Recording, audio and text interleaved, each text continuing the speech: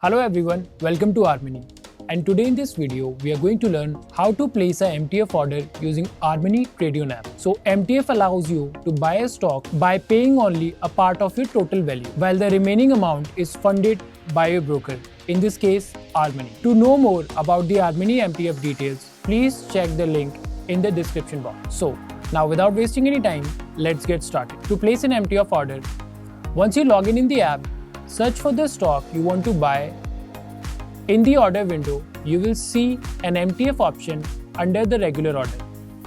So tap on MTF, and now here you have to enter the required details such as quantity and price. So by default, it selects the market price, and if you want to select the limit price, you just need to click on this toggle option and enter the limit price. But now in this case, we are going to continue with market price.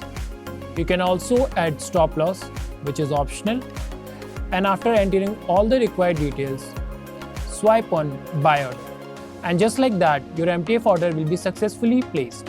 You can check the order status in the order section. Once executed successfully, your stock will be appeared in position tab with a specific MTF tag.